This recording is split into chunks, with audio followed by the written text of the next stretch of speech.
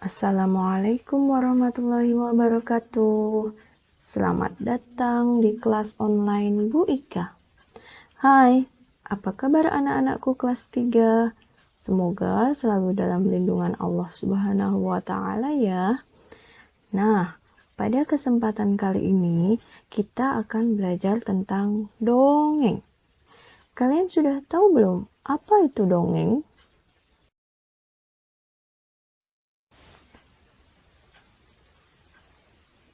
Pengertian dongeng. Menurut Kamus Besar Bahasa Indonesia, dongeng adalah cerita yang tidak benar-benar terjadi. Dongeng adalah suatu bentuk sastra lama yang bercerita tentang suatu kejadian luar biasa yang bersifat fiksi atau tidak nyata, penuh dengan hayalan serta imajinasi, dan tidak benar-benar terjadi.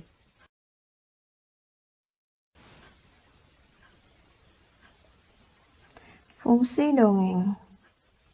Fungsi yang pertama yaitu memberikan hiburan pada anak. Kedua, menyampaikan pesan moral yang mendidik kepada pembaca. Kemudian fungsi yang ketiga yaitu sebagai sarana untuk mewariskan nilai-nilai moral kepada anak.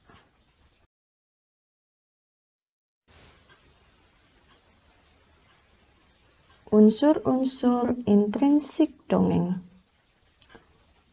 Unsur yang pertama yaitu tema. Kedua, latar. Ketiga, tokoh.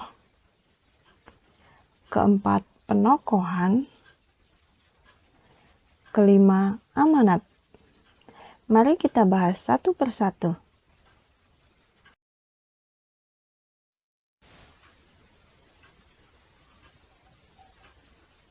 Unsur intrinsik dongeng yang pertama yaitu tema. Tema adalah ide pokok atau gagasan yang menjiwai atau mendasari keseluruhan cerita dongeng. Contohnya, tema persahabatan, kesedihan, keberanian, keluarga, dan lain-lain. Unsur intrinsik dongeng yang kedua yaitu latar. Latar adalah keterangan tentang tempat, waktu, dan suasana dalam cerita dongeng. Contohnya, latar tempat di hutan, di sungai. Latar waktu, pagi hari, sore hari. Latar suasana, menakutkan, menyenangkan. Unsur intrinsik dongeng yang ketiga yaitu tokoh. Tokoh adalah para pelaku yang terdapat dalam sebuah cerita dongeng. Tokoh tersebut bisa manusia, hewan, tumbuhan, yang diberi nama, dan lain-lain. Unsur intrinsik dongeng yang keempat yaitu penokohan. Penokohan atau watak adalah karakter atau sifat tokoh. Watak tokoh dapat dikenali melalui perkataan, perbuatan, pikiran, dan reaksi tokoh. Contoh, baik hati, pemberani, suka menolong, dan lain-lain. Unsur intrinsik dongeng yang kelima yaitu amanat. Amanat adalah pesan moral atau nasihat yang ingin disampaikan oleh pengarang kepada pembaca. Pesan moral ini berupa pelajaran hidup yang bisa diambil oleh pembaca.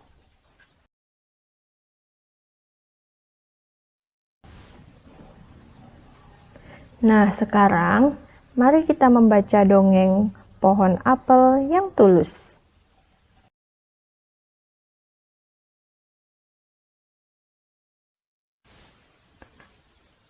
Pohon Pohon apel yang tulus. Dahulu kala ada sebuah pohon apel besar. Ada seorang anak laki-laki bermain di sekitar pohon itu. Dia sangat menyayangi pohon itu. Pohon itu juga senang bermain bersamanya. Waktu berlalu, anak laki-laki itu tumbuh dewasa. Suatu hari, ia datang kembali. Pohon apel menyambutnya dengan gembira. "Ayo, bermainlah bersamaku," ajak si pohon apel. "Ah, aku tak punya waktu untuk bermain. Kami membutuhkan rumah untuk tempat tinggal. Bisakah kau membantuku? Kamu boleh memotong cabang-cabang pohonku ini untuk membangun rumahmu." Jadi, anak laki-laki itu memotong semua cabang pohon dan pergi dengan riang. Pohon apel itu senang melihat temannya bahagia, tapi dia tak pernah kembali sejak saat itu. Pohon apel kembali merasa kesepian dan sedih. Akhirnya, laki-laki itu kembali lagi. Laki-laki itu dan pohon apel sekarang sudah sama-sama tua. "Aku sudah tak bisa memberikan apa-apa," kata pohon apel. "Tidak apa-apa, aku hanya membutuhkan sebuah tempat untuk beristirahat," jawab laki-laki itu. "Baik, sisa batang pohon tua adalah tempat terbaik untuk bersandar dan beristirahat. Duduklah sini bersamaku dan istirahatlah," kata pohon apel. Laki-laki itu pun duduk bersandarkan pada batang pohon yang masih tersisa. Pohon apel pun menangis bahagia. Akhirnya, mereka pun bersama lagi.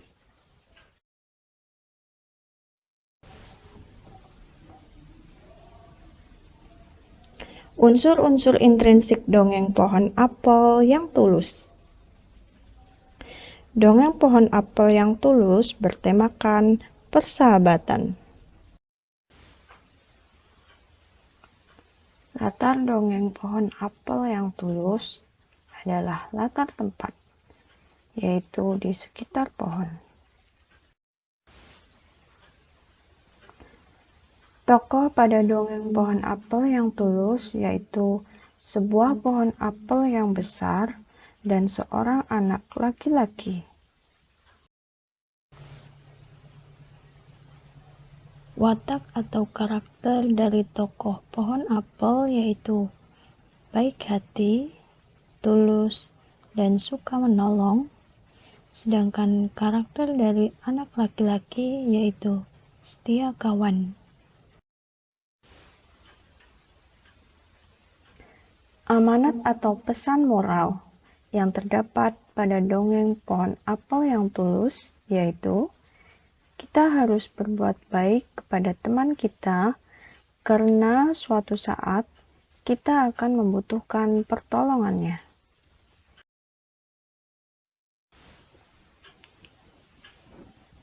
Nah, sampai kita pada kesimpulan pembelajaran kali ini.